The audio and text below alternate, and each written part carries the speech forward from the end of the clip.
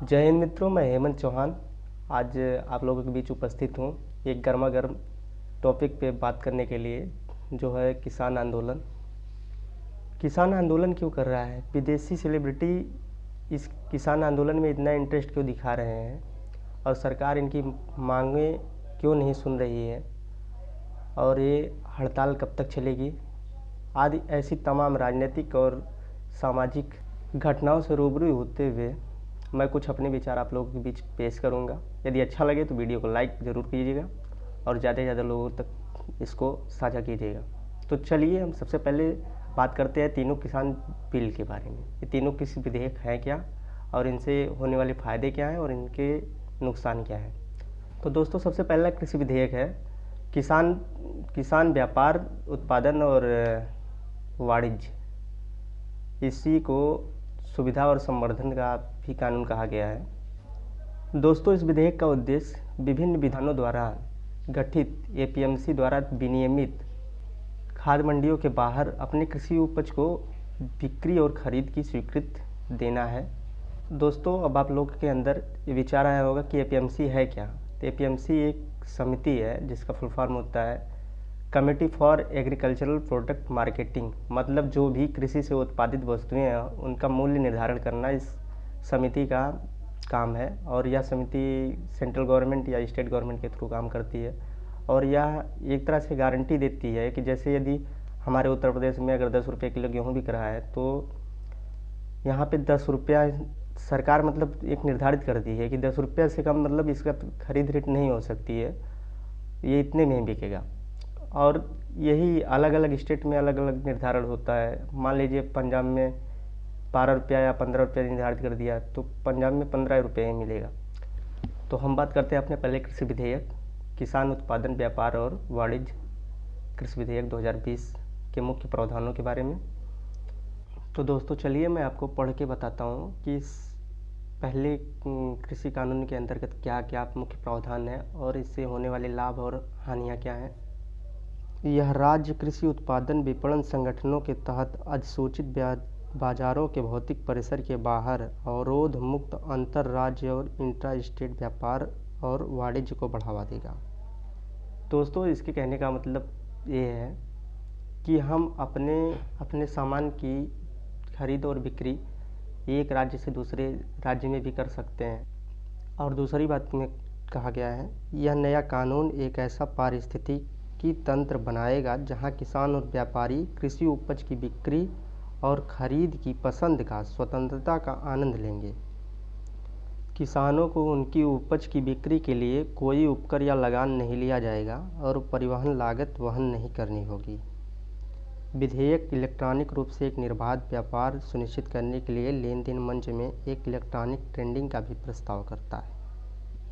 मंडियों के अलावा यह farm gate, cold storage, warehouse, processing unit आदि पर ट्रेडिंग करने की आज़ादी देता है।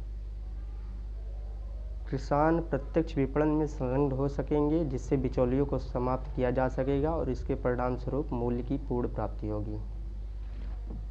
दोस्तों, पहले कृषि कानून से जहाँ तक मेरा पर्सनल विचार है, इसे किसी पार्टी या किसी अथवा से मत ताल्लुक़ रखिएगा। इससे किसानों को कोई फ़ायदा तो होने वाला है लेकिन नुकसान तो नहीं होने वाला है। अब आप पूछेंगे कि फ़ायदा कैसे होने वाला है। फ़ायदा इस तरह से होने वाला है कि वो अपने अनाज को अपने निकटतम मंडी के अलावा किसी दूसरे जगह की मंडी में भी ले जाके बेच सकते हैं। अलग राज्य में यदि यूपी में 10 रुपया किलो गेहूँ का रेट मिल रहा है और पंजाब में 15 रुपया मिल रहा है तो हम पंजाब में भी ले जाके अपना बेच सकते हैं बिना किसी अन्य टैक्स या इन सब का भुगतान किए। दोस्तों, पहले कृषि विधेयक को लेकर जो किसान आंदोलनरत हैं कि इसमें एमएसपी को ख़त्म किया जा रहा है। एमएसपी मतलब मिनिमम सपोर्टेड प्राइस, जिसको न्यूनतम समर्थन मूल्य कहा जाता है। हर राज्य की ये तय करते हैं कि इस बार गेहूं की खरीद के लिए कितना न्यूनतम समर्थन मूल्य रखा गया है। ऐसा कहीं नहीं, इस कानून में जो प्रति मेरे पास है उसमें कहीं नहीं कहा गया कि एमएसपी को ख़त्म किया जा रहा है। कुछ ये जो आंदोलन हो रहा है उसमें कहा जा रहा है कि एमएसपी को सरकार ख़त्म करने वाली है, क्योंकि एमएसपी रहेगी तो अपने निकटतम मंडी में ही आप अनाज को बेच सकते हैं। एमएसपी नहीं रहेगी तो बाहर ले जाके बेचना पड़ेगा। यही सब कुछ अफवाहें हैं, कुछ हकीकत है। इसके बारे में मुझे भी पूर्ण जानकारी नहीं है। जैसे ही जानकारी उपलब्ध होगी मैं आपको बताऊंगा। तो दोस्तों हम चलते हैं अपने दूसरे कृषि कानून, किसान मूल्य आश्वासन और कृषि सेवा पर करार कृषि विधेयक 2020। दोस्तों यह कृषि कानून अनुबंध खेती के लिए प्रावधान करता है। अनुबंध खेती होती क्या है इसके बारे में मैं आपको पहले बता देता हूँ, फिर आगे अपने टॉपिक पे चलता हूँ। दोस्तों अनुबंध खेती वह खेती होती है कि जिसके लिए हम फसल बोने से पूर्व ही करार कर लेते हैं किसी कंपनी या उद्योग चलाने वाले से, जिसको उस उपज की ज़रूरत होती है कि हम फसल होने के बाद अपनी फसल का इतना रुपया पर केजी या फिर पर क्विंटल जो भी रेट रखना होता है कि हम आपको देंगे, वो फसल होने से पहले ही करार कर लिया जाता है। बाद में यदि फसल का रेट कम या ज़्यादा हो रहा है तो भी जो करार हुआ रहेगा उसी के हिसाब से आपको पैसे मिलेंगे। यदि बढ़ रहा है तो किसान का घाटा होगा और अगर घट रहा है तो किसान का फ़ायदा होगा। दोस्तों इस विधेयक को लेके कुछ लोगों का मानना है कि यदि वस्तु का रेट बढ़ जा रहा है तो हम जिससे करार किए रहेंगे उसके अलावा किसी दूसरे को भी बेच सकते हैं, लेकिन मुझे ऐसा तो नहीं लग रहा है। जिसके साथ यदि एक बार एग्रीमेंट हो जाएगा कि तो वह भी हमारे साथ कानूनी कार्रवाई कर सकता है। और क्या क्या बातें कही गई हैं मैं आपको पढ़ के बताता हूँ। किसानों को थोक विक्रेताओं, एग्रीगेटर्स, बड़े खुदरा विक्रेताओं, निर्यातकों आदि के साथ जुड़ने के लिए सशक्त बनाएगा, जो किसी भी स्तर पर इस क्षेत्र में शोषण के डर के बिना होगा। शोषण के डर के बिना ऐसा तो हो ही नहीं सकता। यह किसान से प्रायोजक के लिए बाजार की अप्रत्याशितता के जोखिम को स्थानांतरित करेगा और किसान को आधुनिक तकनीक और बेहतर आदानों तक पहुंचने में सक्षम करेगा। यह विपणन की लागत को कम करेगा और किसानों की आय में सुधार करेगा। यह अधिनियम सुलह बोर्ड, उपविभागीय मजिस्ट्रेट और अपीलीय प्राधिकरण द्वारा 3 स्तरीय विवाद निपटान तंत्र का प्रावधान करता है। दोस्तों इसमें कहा गया है कि यह अधिनियम सुलह बोर्ड, उपविभागीय मजिस्ट्रेट और अपीलीय प्राधिकरण द्वारा 3 स्तरीय विवाद निपटान तंत्र का प्रावधान करता है। इसका मतलब ये हुआ कि यदि किसान और उस एग्रीमेंट कराने वाली कंपनी के बीच कोई विवाद उत्पन्न हो रहा है, जैसे यदि मान लीजिए कि वो पैसे देने से इनकार कर रहा है या फसल खरीदने से इनकार कर रहा है, तो इसके लिए 3 स्तरीय गठन किया गया है कि ये सब 3 स्तर पे किसान और उस कंपनी के बीच जो विवाद उत्पन्न होगा उसको सुलह करने का काम करेंगे। दोस्तों किसान और कंपनी के बीच जो भी विवाद उत्पन्न होगा उसमें ये सब सुलह करा ही नहीं पाएंगे, क्योंकि इन सबके पास यही एक काम है और ये काम रहेगा भी तो जो कंपनी रहेगी वो छोटी मोटी तो रहेगी नहीं, पैसे वाली रहेगी। तो सबसे पहले पैसे वाले का काम किया जाता है इंडिया में या फिर बिना पैसे वाले का। तो किसान जो होते हैं अधिकतर उनके पास पैसे नहीं होते हैं और उनका सुना नहीं जाएगा, या सुना भी जाएगा तो केस हार ही जाएंगे और जिसके अनुसार उनका घाटा ही होगा। तो चलिए चलते हैं हम अपने तीसरे कानून की तरफ। दोस्तों तीसरा कृषि विधेयक है आवश्यक वस्तु विधेयक 2020। यह एक संशोधन किया गया कानून है। तो चलिए मैं इसके कुछ मुख्य प्रावधानों को आपको पढ़ के बताता हूँ, फिर इससे क्या होने वाले लाभ हैं और क्या हानियाँ हैं उनको बताता हूँ। यह विधेयक अनाज, दाल, आलू, प्याज और खाद्य तिलहन जैसे खाद्य पदार्थों के उत्पादन, आपूर्ति, वितरण को निष्क्रिय करता है। दोस्तों यह जो तीसरा कृषि विधेयक है यह समाज के लिए हानिकारक साबित हो सकता है, क्योंकि कालाबाजारी बढ़ सकती है। कालाबाजारी होता क्या है दोस्तों, जैसे यदि आज आलू 10 रुपये किलो है तो 10 रुपये किलो के हिसाब से मैं खरीद लिया, 10 कुंटल खरीद के मैं कोल्ड स्टोर में जमा कर दिया और आज के 4 महीने 6 महीने बाद उसी आलू की कीमत ये 30 रुपये 40 रुपये हो गई, तो मैं उसको बेच सकता हूँ। जब बेचूंगा तो मुझे दुगना तिगुना का फ़ायदा होगा। ठीक उसी प्रकार दाल, तेल जैसी तमाम वस्तुओं को खरीद के दुकानदार अपने गोदाम में स्टोर कर सकता है और उसे उचित समय या महंगाई बढ़ने पे बेच सकता है। दोस्तों इस तरह से महंगाई कम नहीं होगी और बल्कि बढ़ती जाएगी। बहुत से लोगों के पास पैसा है और वो अपना एक गोदाम बना के उसमें स्टोर करना शुरू कर देंगे। कोई दाल का स्टोर कर लेगा, कोई तेल का स्टोर कर लेगा, और बाद में विकराल महंगाई अवतरित हो जाएगी, जिसके अनुसार हमारे समाज पे काफ़ी बुरा असर पड़ेगा। दोस्तों, इस विधेयक का काफ़ी बुरा असर हमारे मध्यम एवं निम्न वर्ग के तबके के लोगों पर पड़ेगा। दोस्तों, ये अभी तक मैंने जो भी बातें आपको सिर्फ की, ये मैं अपने विचार से, अपने खुद के जो सोचने की क्षमता है उसके हिसाब से बात की है।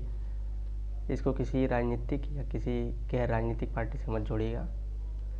दोस्तों, अब मैं बात करता हूँ कि विदेशी सेलिब्रिटी इतना इंटरेस्ट इसमें क्यों दिखा रहे हैं। दोस्तों, इन विदेशियों का पहले से ही काम रहा है कि हमारे देश में फूट पड़े, हम लोग कमज़ोर रहें, हम लोग आगे ना जाएं। इसके लिए ये सब हमारे अंदर ही आपसी फूट डालने के लिए कुछ भी करने को तैयार हो सकते हैं। आप अपने पड़ोसी देश पाकिस्तान और चाइना को ले लीजिए। पाकिस्तान हमेशा फूट डालने के लिए आतंकवादी और ऐसी तमाम गतिविधियां करते रहता है। चाइना हमेशा कुछ ना कुछ वहाँ गलवान घाटी या फिर यहाँ सियाचिन या फिर ये अरुणाचल प्रदेश, उससे करीबी राज्य हैं, उनमें तमाम अपनी अनैतिक गतिविधियाँ करता रहता है। दोस्तों, सरकार और किसान दोनों मतलब आमने सामने हैं, दोनों एक दूसरे की सुन क्यों नहीं रहा है, तो इसके बारे में आपसे बात कर रहा हूँ। जो सरकार है वो स्वाभिमान पे उतर आई है, क्योंकि जो किसान आंदोलनरत हैं उनके साथ जो भी अन्य पार्टियां सपोर्ट कर रही हैं, तो यहाँ पे पक्ष विपक्ष वाली बात हो चुकी है। तो इसके अनुसार सरकार सही या गलत है उसका मैं समर्थन नहीं कर रहा हूँ। सरकार पीछे हटने को तैयार नहीं है, इसी वजह से सरकार किसानों की बातें सुन नहीं रही है। मैं सरकार को भी कहना चाहता हूँ कि यदि किसान कह रहे हैं कि ये कृषि विधेयक हमारे मतलब खिलाफ में है, सरकार कह रही है बार बार कि नहीं ये किसानों के फ़ायदे में है, तो जिस तरह से एक माता पिता बच्चा जब आग पकड़ने की कोशिश करता है, बार बार उसको समझाते हैं कि जल जाओगे जल जाओगे, फिर लास्ट में उसको छोड़ देते हैं कि अच्छा जले, इसको खुद ही समझ में आ जाएगा कि ये आग है, इसके पास नहीं जाना चाहिए। बार बार समझा के थक जाते हैं, तो लास्ट में ऐसा ही ऑप्शन चुनते हैं। तो ठीक उसी प्रकार से सरकार को भी चाहिए कि वह किसानों को अपने बच्चे की भांति व्यवहार करे।